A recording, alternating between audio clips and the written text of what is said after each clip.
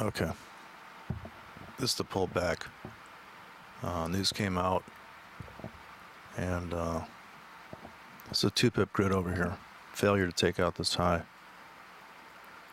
Failure to blow through that. So we just nicked that, and then last night we came down here and did a 2-pip nick up here. So I got pendings to buy this pullback coming into the opening of the Dow Jones right now. So I'm looking to get filled here. This retest. Looking for a big retest here. Do the trend lines. Okay. Getting filled on these orders. Now we're going to take our profits and move them up to 100 pips above. Dow Jones is going to open up here in about 4 minutes. So if the market closes up after this major pullback into retest this top here, so you have to have orders sitting here to buy, and buy this whole retest down here. Now on the so we're waiting for the Dow Jones to open up. Typically this is when you get a climax in price. So I'm going to buy a little bit more there. I'm going to move these take profits up. Expecting a big looks pretty dramatic here in the half hour, but it's only about a it's just a 3-pip pullback, honestly. Now I'm running other brokers here to get a little arbitrage. This is Citibank. This is some broker out of like Barbados or something. So they're a little bit slow to the game, but I guess you could arbitrage these guys, trade these guys after seeing the major ECN brokers. Okay, this is 2 minutes before Dow Jones opens, coming back into the this top bottom territory. They got a kind of a nice pattern here on the put a trend line up at least 3 tops, become a or I should say 5 tops, become a bottom possibly. Of course, we have to, by the top of the hour, be above this line for this to be a real good entry window. Okay, so we're buying into this plunge retest. Last night there was a 2-pip stop out for anybody that has a stop just below the low of yesterday. Trying to get on the long train here, but I think everybody wants to board the long train. I think 137 is pretty obvious.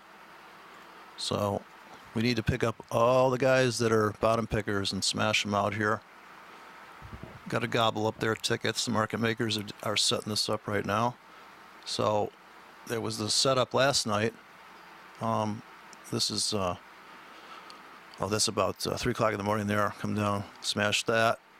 Big take profit window there, and looking for well, this double top failed here. Okay, so now we got to move our take profits up, take advantage of this. Okay, you got 50 seconds before the Dow opens, and gonna move some orders here. Try to make 100 pips here. Okay, well, it takes a while for that market to get market makers to come in and do the smash and grab. Make everybody very bearish just before the. Okay, now you got 20 seconds to the Dow opens. I'm expecting a rip your face off rally in the euro, and pay the rent this week. Okay, loaded up a little heavier than I even could hope for, because I put all those pendings in like a complete nut job. Okay, 37's my exit. Going to try to make 999 pips. Okay, Dow's open. Let's go up, people. Enough already with this up and down stuff. One more up and down, and I'm calling my broker because you know what? Big stop hunt there, people. I appreciate that. Okay, so let me try to rebuild this channel. This is the channel I think we're climbing all the way into Friday. 37. Come on, 37. So I'm gonna get greedy here. I move my top targets just above 37. So I think we're going there. And I know it's just a typical 3 days down, 3 weeks down, and the whole thing turns around in one day because you know what? It's the end of the week in Europe. I know the rest of the other countries are shutting down, so Thursday is the Friday of Forex. So let me just move my take profits and boingo boingo. You know, what are you gonna do? It's just a lot of order placement and drama for the spastic 5-minute windows. Of course, this is it's only a 4-pip wick on that half-hour chart, so it's worse than it looks when it's happening. It's pretty brutal looking. Okay, so yeah, you could have got in this broker here and got a jump on the. I mean, this thing left the station back here. This tick chart. These guys are kind of close, but you know, if you're really trying to scalp the hell out of this thing for every last pip, and I suppose if this broker lets you scalp, could have got in here under fair value. You can't draw a trend line on here, but fair value being this middle point. When unfair is when it kicks down into these. Of course, this pending you wouldn't have got filled, sadly, if you had it right there. So you got to give the market a few pips of room. But you can get pretty precise on these entries. I mean, this is 2-pip window. If you bought this bottom, you got filled probably if you had a tight enough broker. And then you just had so you had 2 orders sitting there, and you got to take profit above up into this. Up into here was your first exit. So there's the exit door for a scalp, and then let the rest ride up into here, and yeah, hopefully to 37 here. This is I guess an Elliott wave. This would be the 1, 2, 3 because 0 wave. This is a new low, and so this has to be wave 0 down here. So this would be 1, 2, 3, and hopefully 3 is going to take out yesterday's high, and therefore structurally we will be on our way to clear the trees of this is like what, Tuesday, this is Wednesday, and then there's Tuesday back here. So if we can get past Tuesday's high way up in the nosebleed section, of course as you zoom out it's not going to look so undoable. Of course about looks like a tick chart by now, half hour, but I mean you kind of want to get in at these really cheap ass prices down in here like you would if you had this big explosion breakout and then these brutal wicks here, but you're really, if you're on the half hour, you can see this is a big key key point here. Of course, wick wise, it's about 4 or 6 pip wicks on that. So if you're just going to shave off but see this triangle meets this double top perfectly.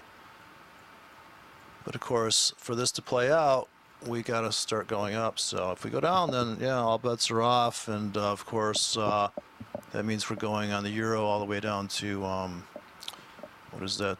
This big round with this half handle, $1.3550. So yeah, let's just come back. New home sales coming out in about just under 5 minutes, and market makers came in here for another spike, trying to set up and grab some stops before the news comes out. So it's like a pre-news volatility there. So when the news comes out, it should be pretty wacky. We got filled here on a couple guys I dropped, so I'm going to move this up just in case the news is whatever. trying to make 100 pips on that little order. And I still got the other brokers running here for a little reference. Picture of the other brokers. It's a pretty tight window here, so 4 minutes. And looking for a big rally. Always. Kind of like it when it goes up. You know, it's kind of happy. So we came back into this, we're still caught down in this trap of retestville. Back in fair value, kind of a little bit below fair if you consider just above here. But I would say the starting gate in terms of course we got to close above this triple, this quadruple, this quintuple top. I guess I'll give it a little bit of break there, but the thing can whips up into here and then find support on this channel. High probability rises to $1.37. And of course, getting through this home sales, new home sales report should be the critical window of judgment day or judgment hour. So that's going to be the big hurdle, is making it through this window. And then I think after that, I guess it's going to just be the patience to sit back and ride the damn thing. Of course, not to say I wouldn't take partial profits on some of these swings possibly coming up. I do a zoom out view. The trend line to break here is going to be, if we ever get back up there again, right there, which coincides with this fractal here. So it's fractal to fractal, heartache to heartache. Here's the, if you hang it precisely off the close, it's going to look more like that. Of course, you could make the argument that you broke this one. This top became a bottom, so you have confluence there too.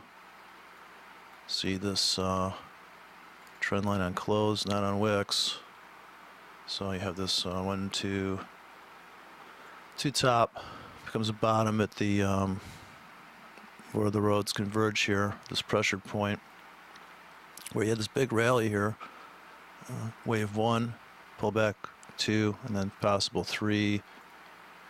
Ideally, you take out the high from yesterday, and then you take out the high from,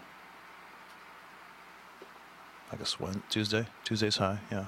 This is Thursday, and this is kind of the, I figure that conservatively speaking, if we can get back to the low from 4 days ago at 136.25, I suppose that may be all we're going to get today, but which is about right down here. Right about where this internal low is on the half hour and that wick. But yeah, if we just clear up into there, this window here, I'd be happy. Certainly cashing out of right here would be a nice cash out zone. And then, but of course, okay, your home sales in 10 seconds, so spread's probably going to get wide, and then boom, hopefully we go up, but yeah, spike down first. I'm preparing for the spike, I guess, in terms of I still have some pending orders and some margin left to buy down there. Okay, new home sales is out, and looks, it can be volatile, so yeah, it can come down and take out the low here and go to 135.50 now. That's certainly possible. Got to stabilize in here next 5 minutes, and then once we choose direction here, which I'm thinking is up, I'm trying to be as optimistic as possible. Dow Jones is slightly up on that news. So if the Dow can make a rally, I suppose, and bring the euro with it, that would certainly be nice. But yeah, unfortunately, nothing we can do now. We just have to come sit back and see what happens. We're finally getting this market to move up about I think about 8 pips right now on this trade. Looking to take out the high of the day. Everything lines up here for at least I guess the first exit, if you're conservative, is going to be up here.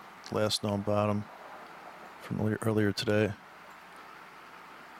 Right here is your first exit. Take profit there if you're scalping. And certainly the bears would love to see this end up being resistance and then we go down. But here's a market that's been under pressure for about, what is that, about 3 weeks and 3 days.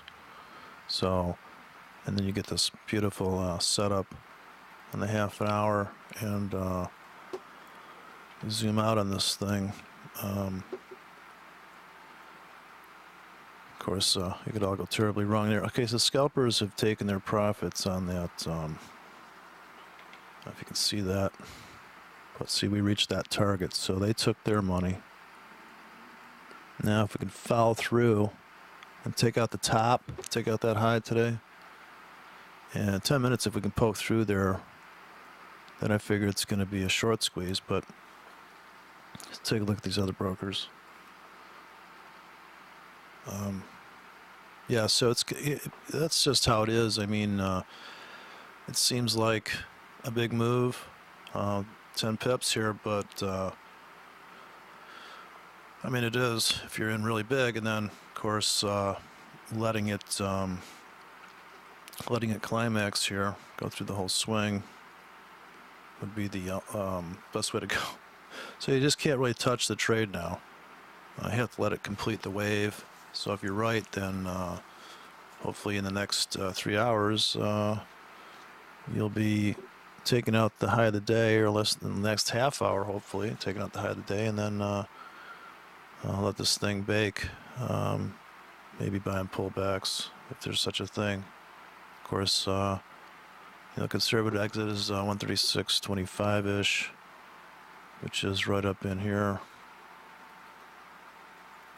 That's 136.25 zone, basically right after they retest the high. Maybe you could dump, but I guess I like the idea of riding this because it is Thursday, and just let it go through its drama.